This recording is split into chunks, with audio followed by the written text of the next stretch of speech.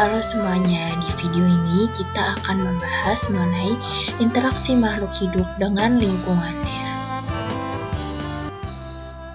Baik, berikut pengertian dan makna dari lingkungan.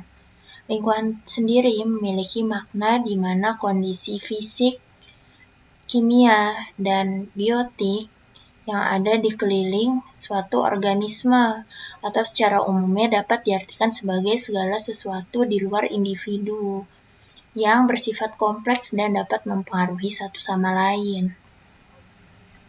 Nah, di dalam lingkungan itu terdiri dari dua komponen yang utama, yaitu komponen biotik dan komponen abiotik, di mana komponen biotik itu terdiri dari makhluk hidup.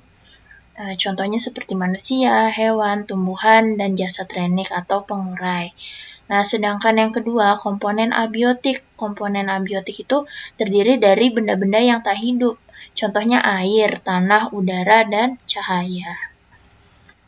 Selanjutnya, interaksi dalam ekosistem membentuk suatu pola di mana interaksi merupakan hubungan antara suatu komponen atau saling ketergantungan antara komponen biotik dengan biotik atau biotik dengan abiotik, atau hubungan antara makhluk hidup dengan makhluk hidup dengan makhluk tak hidup.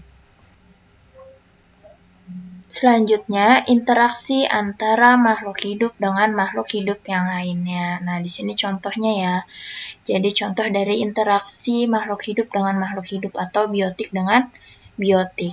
Contohnya ada rantai makanan, jaring-jaring makanan, dan piramida makanan. Selain itu juga ada simbiosis. Nah, nanti akan dibahas di selanjutnya. Berikut contoh interaksi makhluk hidup dengan makhluk hidup atau proses makan dan dimakan. Nah, di sini ada 3 gambar ya. Ada yang pertama gambar rantai makanan, yang kedua jaring-jaring makanan, yang ketiga piramida makanan. Apa sih bedanya? Jadi yang pertama itu kita lihat, yang pertama namanya rantai makanan. Rantai makanan dia hanya ada satu jalur. Jadi misalnya contohnya di situ rumput dimakan tikus, terus tikus dimakan ular misalkan. Jadi hanya ada satu jalur. Nah, di situ bisa lagi yang kedua ada gambar jaring-jaring makanan. Nah, kalau jaring-jaring makanan ini kumpulan dari beberapa rantai makanan. Jadi di dalam satu jaring makanan itu terdapat banyak rantai makanan. Yang ketiga ada gambar piramida makanan. Nah, kalau piramida makanan bentuknya ke atas merucut. Jadi yang paling bawah itu adalah sumber makanannya atau yang paling banyak, contohnya tumbuh-tumbuhan. Nah, di atasnya hewan-hewan yang memakan tumbuhan, terus di atasnya lagi ada hewan-hewan yang memakan daging, dan seterusnya. Nah, kalau di sini kita pasti masih ingat ada kalimat di mana ada produsen, konsumen tingkat 1, konsumen tingkat 2, dan konsumen tingkat 3. Nah, kalau untuk di piramida biasanya disebutnya produsen itu trofik 1, konsumen tingkat 1 trofik 2, konsumen tingkat 3 itu trofik.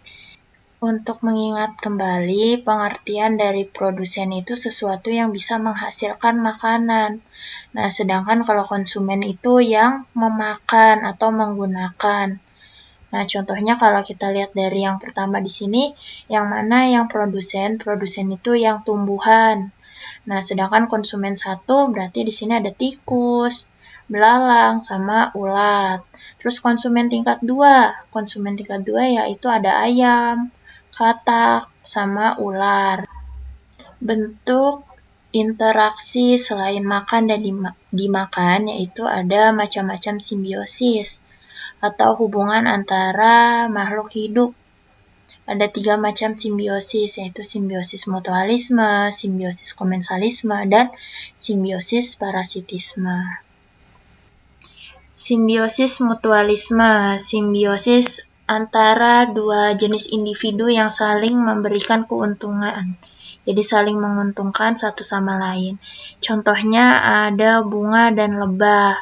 Nah, di sini lebah itu bisa membantu penyerbukan bunga, sedangkan lebahnya dapat sari bunga atau nektar dari bunganya. Jadi sama-sama saling menguntungkan. Contoh lainnya ada antara jamur dan akar pohon pinus. Jamur mendapatkan makanan dari pohon pinus, sedangkan pohon pinus mendapatkan garam mineral dan lebih banyak jika bersimbiosis dengan jamur. Jadi sama-sama saling menguntungkan. Selanjutnya, simbiosis komensalisme atau pengertiannya, hubungan interaksi dua jenis individu yang memberikan keuntungan kepada salah satu pihak. Jadi yang satu untung, tapi yang satu tidak dirugikan. Contohnya apa? Contohnya, ikan badut dengan anemon. Jadi ikan badutnya dapat perlindungan atau dapat tempat. Nah, terus selanjutnya ada contoh yang kedua.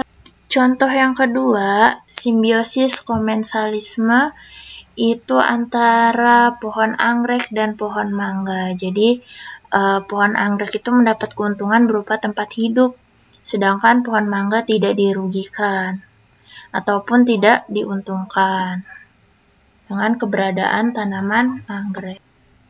Simbiosis parasitisme pengertiannya, hubungan antara dua jenis individu yang memberikan keuntungan kepada salah satu pihak dan pihak yang lainnya dirugikan atau mengalami kerugian. Contohnya ada tali putri dengan inangnya. Terus ada lagi kutu rambut dan manusia. Kutu rambut memperoleh keuntungan dari manusia berupa darahnya yang diisap. Sedangkan manusia merasakan kerugian karena apa? Karena merasa gatal di kulit kepalanya. Peran organisme berdasarkan kemampuan menyusun makanan. Terdiri dari dua, yaitu autotrof dan heterotrof. Autotrof merupakan makhluk hidup yang bisa membuat makanan sendiri, contohnya tumbuhan. Nah, sedangkan yang heterotrof itu makhluk hidup yang tidak dapat membuat makanan sendiri. Nah, heterotrof itu terbagi menjadi 3, yaitu herbivora, karnivora, dan omnivora. Herbivora merupakan hewan pemakan tumbuhan. Contohnya di gambar ada kuda. Nah, selain kuda juga ada sapi, ada kelinci, ada kambing, dan lain-lain. Terus karnivora. Karnivora itu hewan pemakan daging. Bisa dilihat di gambar. Hewan karnivora contohnya beruang. Terus yang ketiga omnivora. Omnivora itu pemakan segalanya. Hewan pemakan segalanya. Jadi tumbuhan dimakan, hewan juga dimakan, daging juga dimakan.